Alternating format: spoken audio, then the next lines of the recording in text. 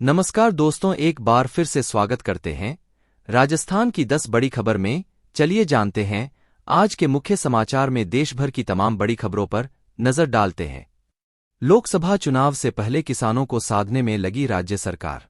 राज्य सरकार ने लोकसभा चुनाव से पहले किसानों को साधने की तैयारी कर ली है। सरकार ने गेहूं के न्यूनतम समर्थन मूल्य एमएसपी के नियमों में किसानों को बड़ी राहत दी है।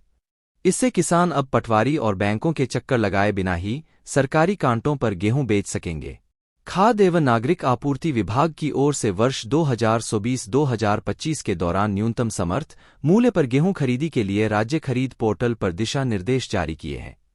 दोस्तों, अगली बड़ी खबर निकल कर आ रही है कि सहकारी विभाग ने एक और जहां 30 लाख किसानों से प्रीमियम लेने के बाद भी उनका बीमा नहीं किया, वहीं 2 साल पहले जिनका बीमा हुआ था उनमें से सैकड़ों क्लेम आज भी लंबित चल रहे हैं। किसानों के खाते से ही प्रीमियम के रूप में बीमा कंपनियों को करोड़ों रुपए देने वाला विभाग इस और गंभीर नहीं है। स्थिति यह है कि वर्ष 2021 के जहां 106 तो वर्ष 2022 के 1205 क्लेम लंबित चल रहे। ऐसे में 1300 परिवार अपने मुखिया को खोने के बाद बीमा के भुगतान के लिए विभाग और संबंधित कंपनियों के यहां चक्कर लगा रहे हैं। सहकारी विभाग अल्पकालीन फसली ऋण लेने वाले किसानों को 10 लाख का दुर्घटना बीमा करता है। इस योजना के तहत वर्ष 2020-2021 में 21.63 लाख किसानों का बीमा किया था।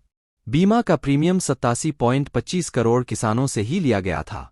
किसानों की बीमा का मामला वर्षों से अस्तव्यस्त है। गत सरकार के समय बीमा नहीं हुआ। 2 वर्ष से पहले जो बीमा हुआ था उनके क्लेम लंबी थे। अब सरकार बदल गई है, लेकिन विभाग की रफ्तार बड़ी नहीं। चलिए दोस्तों, अगली बड़ी खबर निकल कर आ रही है कि भाजपा ने 2024 के लोकसभा चुनाव में 100 से अधिक मौजूदा सांसदों का टिकट काटकर नए चेहरों पर दाव खेलने का निर्णय लिया। अधिक उम्र नॉन परफॉर्म जनता से जुड़ा बना रखने वाले या नए उभरते जातियों व क्षत्रिय समीकरणों के आधार पर यह टिकट काटे गए हैं। केंद्रीय चुनाव समिति के बैठक में राजस्थान को लेकर चर्चा हुई। इस दौरान करीब 10 सीटों पर निर्णय कर लिया गया। सूत्रों के अनुसार जालौर, सिरोही, चूरू और टोंक, सवाई माधोपुर में प्रत्याशी बदलने पर चर्चा हुई। चलिए दोस्तों, अगली बड़ी खबर पर नजर डालते हैं। प्रदेश में तबादला प्रक्रिया की अंतिम तिथि 22 फरवरी के बाद तबादलों का शोर भले ही थम गया है, लेकिन सरकार अब तबादलों की तरह तक जा रही है।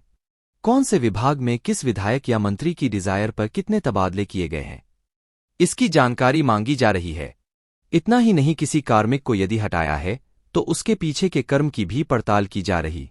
तबादलों पर रोक लगने के बाद अब सरकार ने विभागों को दया मार्केट में सूचना भेजने की निर्देश दिए हैं। इसके बाद अब विभागों में खलबली मची हुई। करीब 15,000 तबादले हुए। विभागों में चिकित्सा, ऊर्जा, जलदाय, सार्वजनिक निर्माण विभाग, परिवहन, रोडवेज, बोर्ड, पुलिस और जल सहित अन्य महकमों में करीब 12 से 15,000 तबादले हुए हैं। सबसे अधिक तबादले अंतिम 2 दिनों में किए गए। अगली बड़ी खबर निकल कर आ रही है कि पूर्व मुख्यमंत्री अशोक गहलोत ने शुक्रवार को काम आवाज खाली कर दिया। वह पूर्व मुख्यमंत्री वसुंधरा राजे के आवास के सामने वाले 49 नंबर बंगले में शिफ्ट हो गए हैं। नए बंगले में प्रवेश के साथ ही गहलोत ने भाजपा सरकार पर हमला बोला और कहा, सरकार में मुख्यमंत्री से ज्यादा उपमुख्यमंत्री की चल रही है। मंत्रियों को किसी काम का नहीं छोड़ा, उन्हें तो पसंद का निजी सचिव तक नहीं मिल रहा। पूर्व मुख्यमंत्री ने सीएम आवास खाली करने को लेकर कहा कि उन्हें मुख्यमंत्री भजनलाल शर्मा ने कभी बंगला खाली करने के लिए नहीं कहा। उन्होंने तो यह कहा था कि आप बंगले में आराम से रही, मुझे जल्दी नहीं है। उन्होंने कहा कि विधानसभा चुनाव में प्रधानमंत्री, गृहमंत्री और 5 राज्यों के मुख्यमंत्री ने झूठा प्रचार किया।